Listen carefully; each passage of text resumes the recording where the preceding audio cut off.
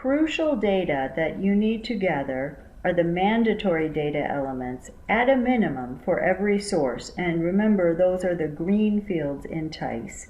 Having these mandatory data elements allows your data to be uploaded, if you choose to do so, into the National Emissions Inventory database, and it's a good idea to be consistent with that format even if you don't plan on uploading your data, because it may allow your data to also be used for regional air quality modeling. For sure, if you upload it into NEI, and we can help you with that, it can be used for air quality modeling, which is ultimately really important to assessing transport of air pollutants and the quality of the air people in your community breathe. From point sources, at a minimum, the name of the facility, the North American Industrial Classification System code, the complete street address, the latitude and longitude or the UTM coordinates with the datum, and that's that NAD 83 or WGS 84, what system they use for those UTM coordinates,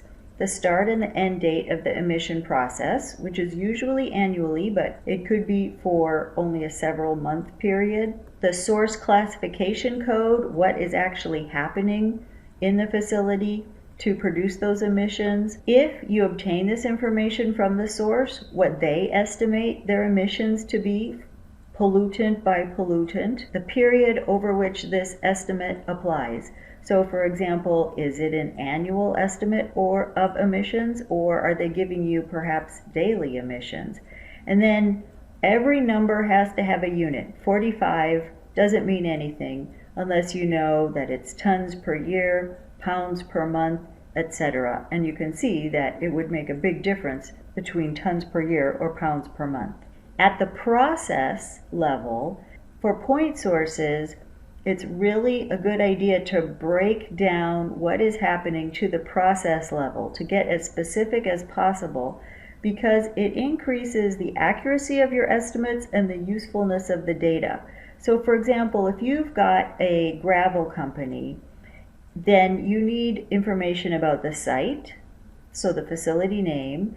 You need to know what units there are. Do they have a screening operation, an excavating operation? You need to know what processes go on there.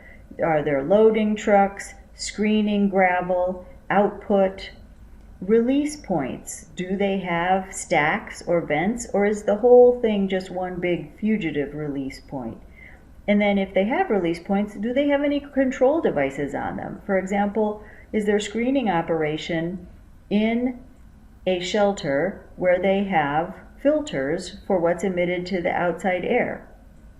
And if they do have something like that, what their efficiency is. They wouldn't have put in something like that if they didn't think it was going to either be required for health and safety or save them money because they could use what they trap. So they will probably have some information on the efficiency of any control devices. So for example, if you've got a sand and gravel pit, you have stuff going on in one big area, right? Well, you've got an excavating operation in one corner where they are obtaining the gravel by digging it out of the ground. Then you've got a screening operation where they screen it to different sizes. So these are the emission units. Then the processes, and you could have multiple processes going on at each of these emission units. Each of the emission processes may have a release point and a control device at loading. The screening may have a release point and a control device. And then the output, dumping the gravel in big piles to be picked up for delivery, may have a release point and may have a control device.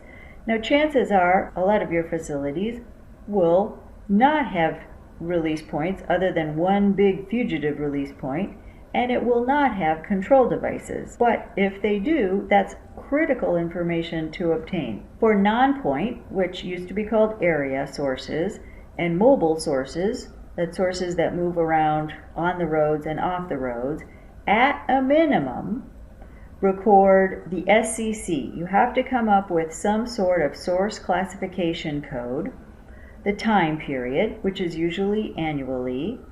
If you obtain information from the source, and they have estimates, the emission for each pollutant that you're including in your inventory, and then again units.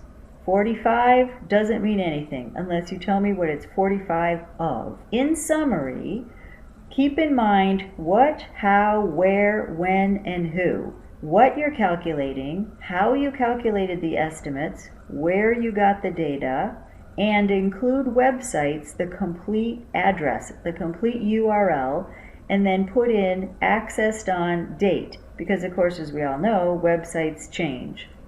When you collected the data, and who you got your data from, including their name, their title, and their phone number, because of course, they could leave and a new person come in with that title, and then you could say, oh, Misty Fairview, who was the manager before you, gave me this information, and we would like updated information, please. And that helps you a lot in your process. And include the green fields in TEISS. These are the mandatory data to allow your data to be compatible with the NEI. The TEISS has great tools for QA/QC, which for your emissions inventory, remember, is just data management.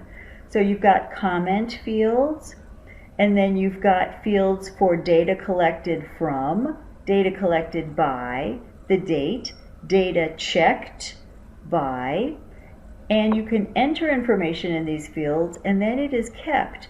If you have multiple people working on your project, then you can add those people so that they appear in drop-down boxes, and you can easily check who did what. When you enter this information and you want to see what has happened, another great function of TEISS is this report button, where it will produce a report corresponding to whatever has been entered in these fields that it calls the QA/QC report. And what is so great about it is it shows you the new information as well as the old information, who changed it and when. And that's very useful because many times I find that I change information only to realize the original information was correct. So it's great to be able to track whenever changes are made. Homework due in 5 days is to read the Bishop Paiute Emissions Inventory, generously provided by Tony Richards, to get a sense of the level of detail, so how much information you need to provide to prove the validity of your estimates in terms of references, in terms of background information.